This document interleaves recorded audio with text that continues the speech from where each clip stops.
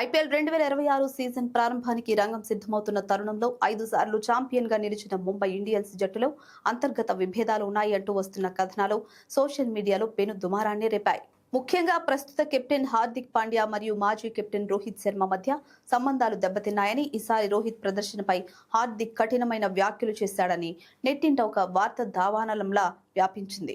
ఒక user share చేసిన post ప్రకారం గత దశాబ్ద కాలంగా రోహిత్ శర్మ ఐపీఎల్లో ఆశించిన స్థాయిలో పరుగులు చేయడం లేదని, తక్కువ స్ట్రైక్ రేట్తో కేవలం 200 నుండి 300 పరుగులకే పరిమితమవుతున్నాడని హార్దిక్ మేనేజ్మెంట్ కు ఫిర్యాదు చేసినట్లు ఆరోపణలొచ్చాయి.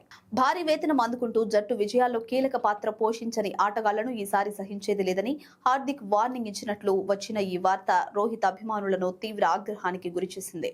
దీంతో సోషల్ మీడియా వేదికగా రోహిత్ మరియు హార్దిక్ ఫ్యాన్స్ మధ్య పెద్ద ఎత్తున మాటల యుద్ధం మొదలైంది.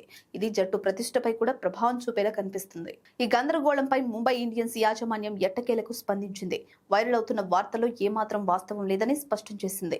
సాధారణంగా ఇలాంటి రూమర్లపై సుదీర్ఘ వివరణలు ఇచ్చే కంటే తమదైన శైలిలో వ్యంగ్యంగా స్పందించడమే మేలని భావించిన ఎంఐ మేనేజ్మెంట్ సోషల్ మీడియాలో కుచ్ బి అనే క్యాప్షన్ తో హార్దిక్ పాండ్యాకు సంబంధించిన ఒక ఫన్నీ జిప్ వీడియోను పోస్ట్ చేసింది. ఈ ఒక్క చిన్న పోస్ట్ తో ఆ తప్పుడు ప్రచారాన్ని ముంబై ఇండియన్స్ పూర్తిగా కొట్టిపారేసింది.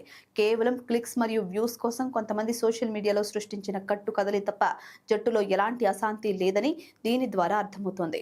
మార్చి 28 నుంచి ప్రారంభం కానున్న 19వ సీజన్ కోసం జట్టు మొత్తం ఐక్యంగా ఉందని, అనవసరమైన వివాదాలను పట్టించుకోవద్దని ఫ్యాన్స్ కు పరోక్షంగా సందేశం ఇచ్చింది. ఈ స్పష్టతతో గత కొన్ని రోజులుగా సోషల్ మీడియాను ఊపేస్తున్న రోహిత్ హార్దిక్ కోల్డ్ వార్ రూమర్లకు తాత్కాలికంగా తెరపడినట్లయింది.